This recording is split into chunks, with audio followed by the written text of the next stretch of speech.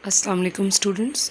हमने अपने last lecture में एक्सॉन डायामीटर से पहले तक पढ़ा था। हमने यहाँ तक पढ़ा था कि ऑल और नन लॉ क्या होता है और किस तरीके से एक्शन पोटेंशियल ट्रेवल करता है along the membrane of a neuron. देखिए, बहुत से फैक्टर्स हैं जो किसी भी न्यूरॉन की कंडक्शन वेलोसिटी को अफेक्ट करते हैं, यानी उसकी जो एबिलिटी है नर्व इम्पल्स को कंडक्ट करने की और कितनी तेज़ी से वो इम्पल्सेस को कंडक्ट करता है वन बाय वन। इसको अफेक्ट करने वाले फैक्टर्स के बारे में आज हम पढ़ेंगे।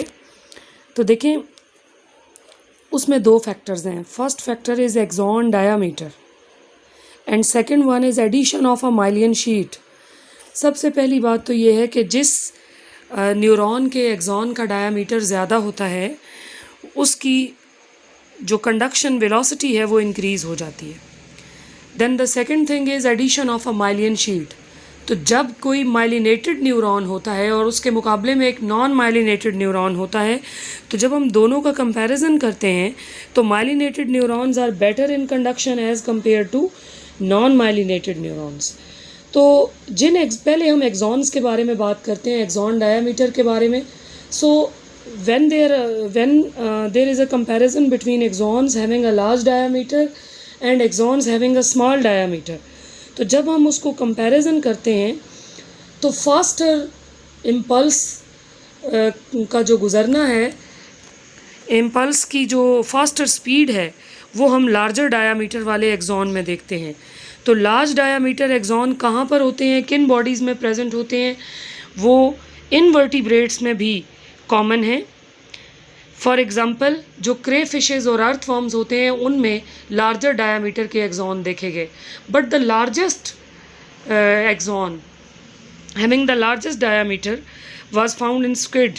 स्क्विड लॉलीगो इसका जोलॉजिकल नेम है और ये बिलोंग करता है फाइलम मोलस्का से, उसकी क्लास केफेलोपोडा से। तो इसके जो एक्सॉन का डायामीटर है वो 1 मिलीमीटर तक बड़ा होता है और इसके एक्सॉन्स की जो कंडक्शन वेलोसिटी है, when it was measured it was found that it is 36 metres per second. तो ये बहुत ज़्यादा वेलोसिटी है in case of any invertebrate. तो जो जॉइंट स्क्विड है उसके एक्सॉन्स की जो ये एबिलिटी है, उसका फ़ायदा एक स्क्विड को क्या होता है, it helps in escape responses. Escape response हम ऐसे रिस्पॉन्स को कहते हैं कि जब उसे कोई अनयूजुअल कंडीशन फेस करना पड़ती है, जब उस पर कोई प्रीडेटर हमला करता है या फिर जब उसे किसी परेशान कुन सूरत हाल से भागना होता है, कोई ऐसी डिफ़िकल्टी उसको फेस करना पड़ती है, उसको कोई डेंजर फेस करना पड़ता है, तो उस वक़्त जब उसने तेज़ी से भागना होता है तो इसको हम एस्केप रिस्पॉन्स कहते हैं। एज़ यू नो कि जो मोलस्कन्स की बॉडी है उसके अंदर एक मेन बॉडी पार्ट होता है जिसको हम मेंटल कहते हैं। मेंटल एक मेम्ब्रेन लाइक स्ट्रक्चर है जिसके अंदर उनकी पूरी बॉडी लिपटी हुई होती है और उसके और शेल के दरमियान एक कैविटी मौजूद होती है विच is called the mantle cavity. ये आपने फाइलम मोलस्का के चैप्टर में बड़ा डिटेल में पढ़ा। तो in case of the largest axon of a squid होता क्या है कि जो एक्शन पोटेंशियल इसके ऊपर ट्रेवल करता है, तो एक single action potential mental muscles की मैक्सिमम कॉन्ट्रैक्शन क्रिएट करता है। एज अ रिज़ल्ट जो मेंटल कॉन्ट्रैक्शन इतनी तेज़ी से होती है वो मेंटल कैविटी में मौजूद पानी को बड़ी तेज़ी के साथ एक्सपेल करती है और इस एक्सपल्शन ऑफ वाटर को हम जेट प्रोपल्शन कहते हैं। यानी जितनी तेज़ी से पानी तेज़ी से निकलता है पीछे से, उतनी ही तेज़ी से एनिमल आगे की तरफ मूव करता है। So this is called jet propulsion. ये मैकेनिज़्म भी आपने जेली फिशेज़ में भी पढ़ा था। तो सेम मैकेनिज़्म ये भी यूज़ करते हैं। एज अ रिज़ल्ट जितनी तेज़ी से जेट प्रोपल्शन होगा उतनी ही तेज़ी से स्क्विड अपने प्रीडेटर से आगे की तरफ मूव कर जाएगा। अब ये तो बात थी इनवर्टिब्रेट के एक्सॉन्स के डायामीटर की। तो जो वर्टिब्रेट्स के एक्सॉन का डायामीटर है वो आमतौर पे लेस देन 10 माइक्रोन मीटर होता है, लेकिन कुछ फिशेज़ में और एम्फीबियन में लार्ज अनमाइलिनेटेड न्यूरॉन्स देखे गए और ये जो लार्ज अनमाइलिनेटेड न्यूरॉन्स हैं इनका डायामीटर 50 माइक्रोन मीटर्स भी हो सकता है। ये कहाँ से निकलते हैं? ये ब्रेन से एक्सटेंड होते हैं, पूरे स्पाइनल कॉर्ड से गुजरते हैं और जाकर स्केलेटल मसल्स को एक्टिवेट करते हैं, क्योंकि आपको पता है कि स्केलेटल मसल्स हमारी बोन्स के साथ जुड़े होते हैं, तो इसी तरह एम्फीबियंस की भी बोन के साथ वो जुड़े होते हैं, फिशेस की भी बोन के साथ जुड़े होते हैं, इसीलिए हम उनको स्केलेटल मसल्स कहते हैं, as they are involve in movements.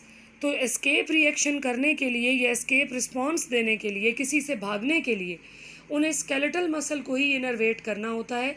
तो ये अपने जो मसल्स हैं उनको एक्टिवेट करने के लिए इन लार्ज अनमाइलिनेटेड न्यूरॉन्स की हेल्प लेते हैं, जिनका जो डायामीटर है वो कॉमनली 50 माइक्रोन मीटर तक रिकॉर्ड किया गया है।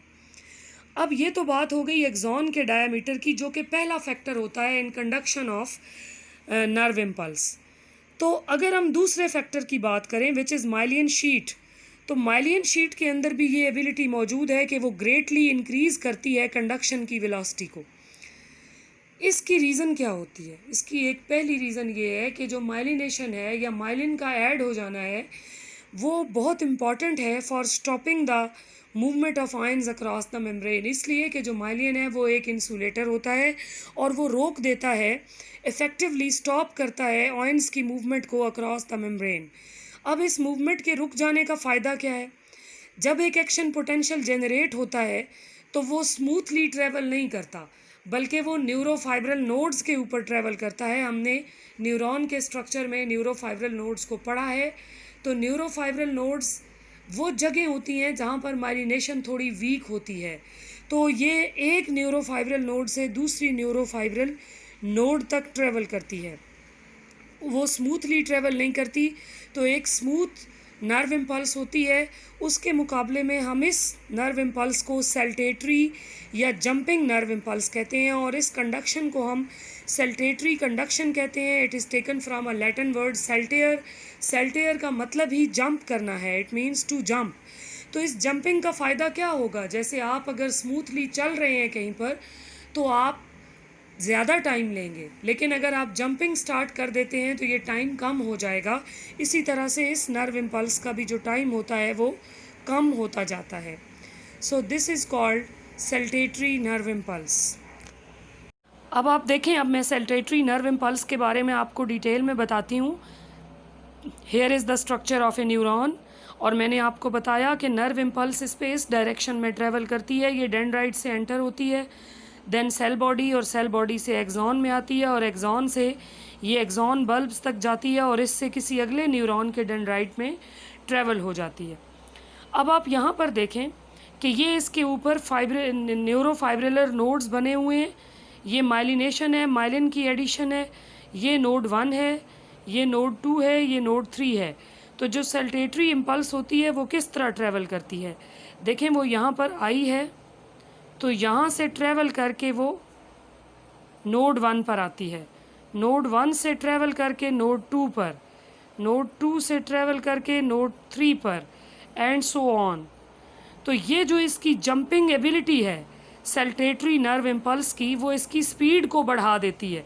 जैसे आपको मैंने कहा कि जब आप पैदल चल रहे होते हैं तो आपको सारा फासला ट्रैवल करना है, लेकिन जब आप जंप करते हैं तो वो तेज़ी से आप ऊपर से गुजर कर आ जाते हैं। अब इसमें आप देखें कि एक नर्व इम्पल्स है, अगर वो स्मूथली ट्रैवल करती है तो उसे यूं ये सारा फासला ट्रैवल करना है, लेकिन जब वो जंप करती है तो जंप करने से उसकी स्पीड ग्रेटली इंक्रीज़ हो जाती है।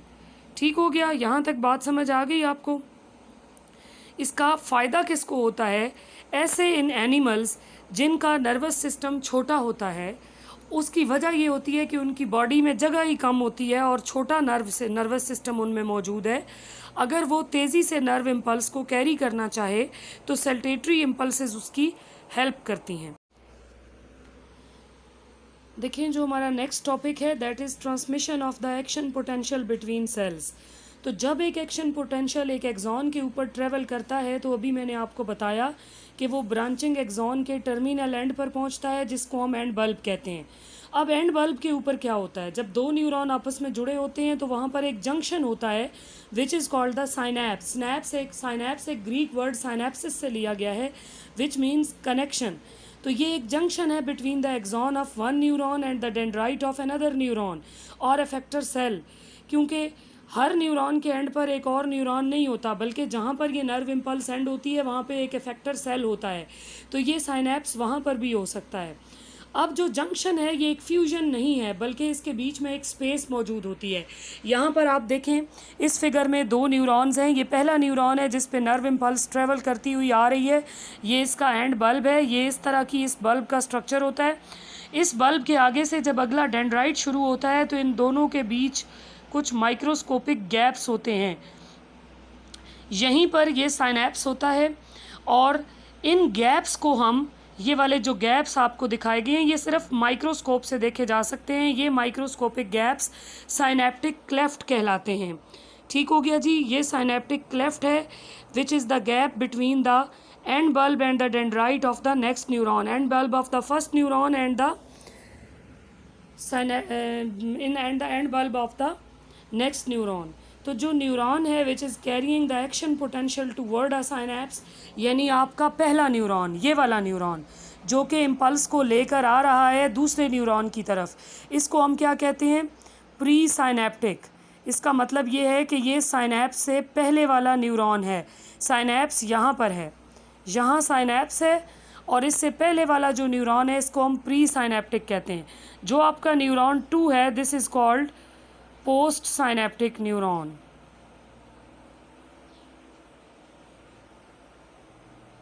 ठीक हो गया जी। Pre synaptic and post synaptic neuron. तो प्री साइनैप्टिक से ये इम्पल्स ट्रेवल करती है towards the post synaptic neuron. तो जब न्यूरॉन प्री साइनैप्टिक न्यूरॉन होता है और उसके ऊपर नर्व इम्पल्स गुजर रही होती है, तो ये रिसेप्टिव सेगमेंट के अंदर, यानी पोस्ट साइनैप्टिक का वो पार्ट जिसने इस इम्पल्स को लेना है आफ्टर द साइनैप्स, जिसमें ट्रेवल करना है इस एक्शन पोटेंशियल ने, उसको हम पोस्ट साइनैप्टिक न्यूरॉन कहते हैं। तो उसके जो रिसेप्टिव पार्ट होता है उसमें एक रिस्पॉन्स क्रिएट होना शुरू हो जाता है। जो प्री साइनैप्टिक सेल है वो एक न्यूरॉन हमेशा होता है, ये बात आपने याद रखनी है। जिस पे एक्शन पोटेंशियल ट्रेवल करता हुआ आ रहा है वो हमेशा एक न्यूरॉन होता है। लेकिन जो पोस्ट साइनैप्टिक सेल है वो एक न्यूरॉन भी हो सकता है और एक इफेक्टर भी होता है। और जैसे आपको बताया कि इफेक्टर एक मसल सेल भी हो सकता है और एक ग्लैंड सेल भी हो सकता है। अब साइनैप्सिस कितनी तरह के होते हैं? साइनैप्स 2 तरह के हो सकते हैं। ये इलेक्ट्रिकल भी होते हैं और केमिकल भी होते हैं। इलेक्ट्रिकल साइनैप्स ये होता है कि नर्व इम्पल्स डायरेक्टली एक न्यूरॉन से अगले न्यूरॉन को ट्रांसमिट कर दी जाए और ये ट्रांसमिशन चार्जेस की फॉर्म में हो। यहाँ पे पॉजिटिवली चार्ज आयंस एक न्यूरॉन से दूसरे न्यूरॉन में मूव कर जाते हैं और वो उसके इनर -70 मिलीवोल्ट के जो वो है उसका एक्शन रेस्टिंग पोटेंशियल, उसको जाकर चेंज कर देते हैं। तो ये आयंस क्या करेंगे? सबसे पहले जाके पोस्ट साइनैप्टिक न्यूरॉन की मेम्ब्रेन को डीपोलराइज करेंगे। जैसे हमने पढ़ा कि पहले डीपोलराइजेशन होती है क्योंकि ये 2 न्यूरॉन्स उस वक़्त इलेक्ट्रिकली कपल्ड होते हैं। तो एक इलेक्ट्रिकल साइनैप्स तेज़ी से ट्रांसमिट करता है इम्पल्स को दोनों डायरेक्शंस में, और इलेक्ट्रिकल साइनैप्सेस फिशेस में बहुत कॉमन होते हैं और उसका फ़ायदा ये होता है कि वो किसी भी थ्रेटनिंग प्रीडेटर से बड़ी तेज़ी से दूर जा सकती हैं, क्योंकि इलेक्ट्रिकल ट्रांसमिशन ऑफ इम्पल्स ज़रा जल्दी होती है, उसमें स्पीड ज़्यादा इन्वॉल्व है और वक्त कम इन्वॉल्व होता है। जो दूसरी टाइप है साइनैप्स की वो केमिकल साइनैप्स है। इसमें जो दोनों सेल्स कम्युनिकेट करते हैं उसमें एक केमिकल एजेंट इन्वॉल्व होता है। ये आपने सेकेंड ईयर में भी पढ़ा था। ये केमिकल एजेंट न्यूरोट्रांसमीटर कहलाता है और इसको रिलीज़ कौन करता है? प्री साइनैप्टिक न्यूरॉन के जो एक्सॉन बल्ब्स होते हैं वो इसको रिलीज़ करते हैं।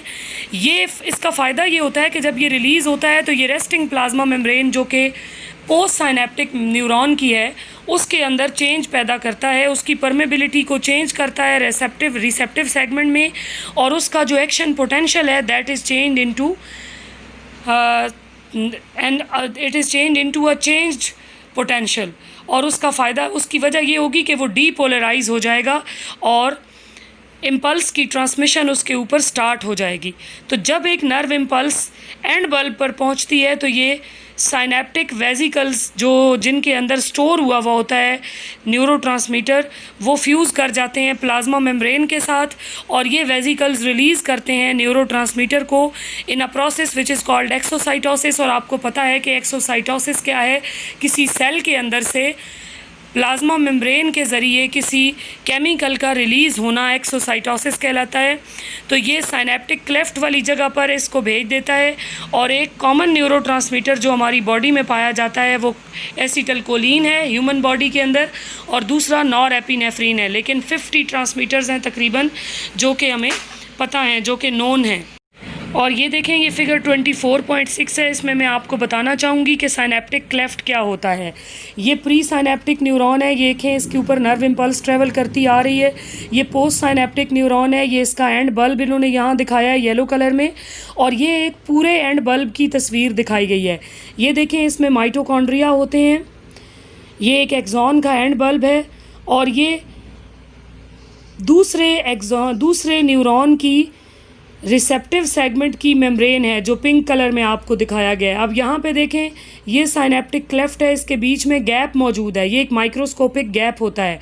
और यहाँ पे साइनेप्टिक वेजिकल्स हैं, ये छोटे छोटे वेजिकल्स हैं जिनको प्री साइनेप्टिक न्यूरॉन का गोल्जी कम्प्लेक्स पैक करके भेजता है। एज़ यू नो, आपने सेल ऑर्गेनेलीज में पढ़ा है कि जो गोल्जी कम्प्लेक्स है उसका काम ये होता है कि वो सेल में पैदा होने वाले केमिकल्स को जिनको सिक्रीट करना है उनको पैक करता है। तो ये इस फॉर्म में पैक हुए हुए आते हैं, ये वेजिकल्स की फॉर्म में। तो जब ये नर्व इम्पल्स आगे ट्रैवल करनी है तो यहाँ पे ये एक्सोसाइटोसिस के ज़रिए वेजिकल जो है वो मेम्ब्रेन के साथ फ्यूज़ करता है, और ये साइनेप्टिक वेजिकल के अंदर केमिकल सारा भरा हुआ था न्यूरोट्रांसमीटर, वो रिलीज़ कर दिया जाता है साइनेप्टिक क्लेफ्ट में। अब रिसेप्टर साइट जो है उसके ऊपर इसके रिसेप्टर्स मौजूद होते हैं, तो ये केमिकल जाके उसके ऊपर अटैच होता है, और यहाँ आयोनिक चैनल्स होते हैं जो ओपन होना शुरू हो जाते हैं। ये देखें यहाँ पे ओपन हो गए हैं, यहाँ पे अभी तक क्लोज़ हैं। तो जैसे ही ये न्यूरोट्रांसमीटर के जो मॉलिक्यूल्स हैं ये आकर अटैच होते हैं अपने रिसेप्टर्स के ऊपर, तो ये इन गेट्स को ओपन कर देते हैं और इनमें से आयन्स अंदर बाहर आना जाना शुरू हो जाते हैं। तो ये जो पोस्ट साइनेप्टिक मेम्ब्रेन है इसमें चेंज आना शुरू हो जाएगा, ये डीपोलराइज होना शुरू हो जाएगी, क्योंकि इसका जो रेस्टिंग मेम्ब्रेन पोटेंशियल था -70 मिली वोल्ट, वो चेंज होना शुरू हो जाएगा। ठीक हो गया। अब देखें, एक और बात भी हो सकती है कि एक दफ़ा ये न्यूरोट्रांसमीटर रिलीज़ हो गया तो ये अगेन एंड अगेन इस मेम्ब्रेन को एक्टिवेट करता रहे और नए अगेन एंड अगेन इसके ऊपर एक्शन पोटेंशियल ट्रैवल करता रहे। लेकिन ये एक डिजीज़ कंडीशन हो सकती है, इसको रोक देना बहुत ज़रूरी है। तो जैसे ही एसिटलकोलिन रिलीज़ होता है यहाँ से और आके रिसेप्टर साइट के ऊपर अटैच होता है, अपना काम शुरू करता है, तो इसको बंद करने के लिए एक और एंजाइम यहाँ से रिलीज़ किया जाता है जिसका नाम है एसिटलकोलाइनोस्टीरेज। ये स्टीरेज जो है ये आकर एसिटलकोलिन की एक्टिविटी को कम करना शुरू कर देता है और आहिस्ता आहिस्ता ख़त्म कर देता है, ताकि ये नर्व इम्पल्स या एक्शन पोटेंशियल जो जनरेट हुआ था वो वहीं पर ख़त्म हो जाए। क्योंकि अगर ये इसी तरह मौजूद रहेगा तो ये अगेन एंड अगेन इसको एक्टिवेट करेगा, और ये एक डिजीज़ कंडीशन है। बहुत सी डिजीज़ कंडीशंस में ऐसा होता है, ये आपने पहले सेकेंड ईयर में भी पढ़ा, तो इसलिए इसका रोक देना बहुत ज़रूरी है।